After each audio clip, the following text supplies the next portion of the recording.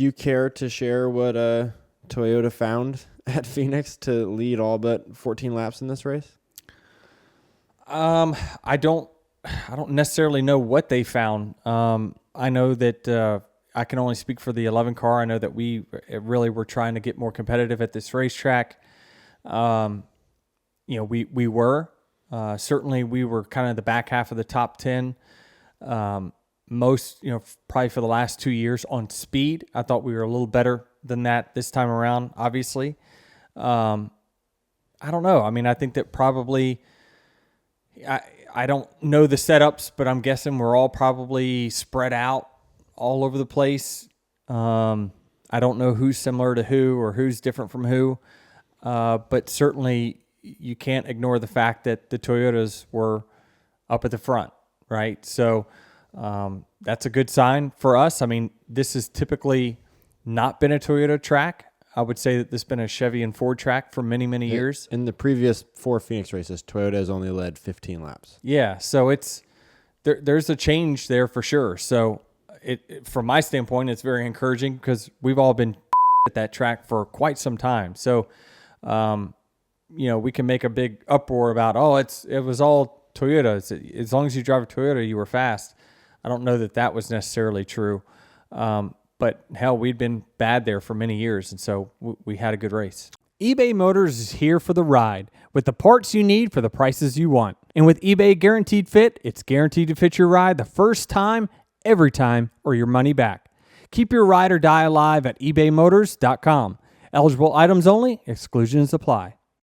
Is this a bigger picture for Toyota? Is this more of an example of what the Toyotas will look like on short tracks this year? Considering it's encouraging. They also ran well at the Clash, obviously. Yeah, it's encouraging for sure from my standpoint. The biggest kind of question mark was like Hendrick. Hendrick was not, they seemed off from their normal selves yesterday. I know that Byron and whatnot and Larson. I thought that Chase probably had the best speed of the Hendrick cars through the weekend. Now he didn't finish well. It seemed like when you put their cars back in the mid pack and the teens, they kind of like most people, they struggled more than what they were when they were up front. But I thought that Chase showed good speed early in the race, top 5 speed. But it's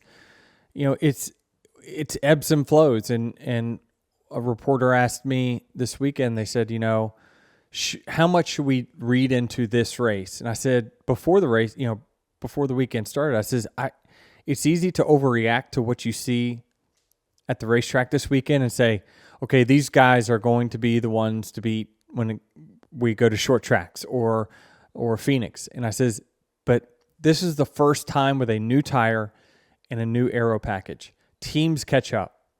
All these teams that struggled, maybe ran in the teens, they're going to make adjustments. They will get better the next race and the next race and the next race. And by the time we get to Phoenix in the fall, they'll have a new identity. So I wouldn't overreact to what we saw. We certainly can't ignore it. It's something to keep our eye on for sure. But I think that you got to kind of take these first races with a grain of salt. You just, until we get to the summer and we've gone to the same types of track 2 or 3 times, we get another Richmond under our belts,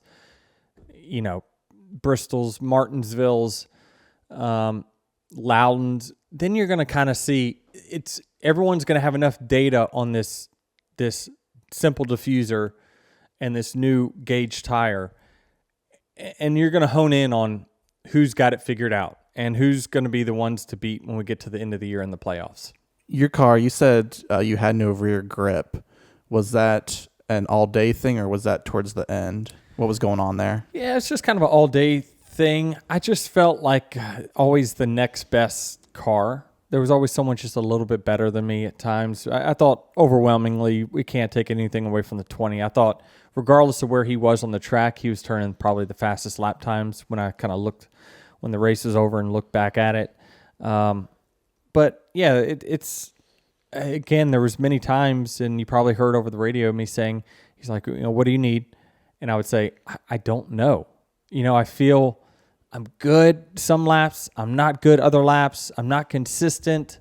I think personally I still have a little bit of room to grow at that track and to get better. So before I can really get them to work on the car, I probably got to go to work on myself a little bit more. So what can you do, or where do you feel personally with your racing at Phoenix, and kind of what can you do? I don't know. Just need more time to think about it. Need more stuff to look at to figure out what I need to hone in on. I don't know any specifics as we tape here on Monday morning. It's still too fresh and need a little more time to download. When you kind of digest this whole Chastain Larson thing, you definitely have to go back earlier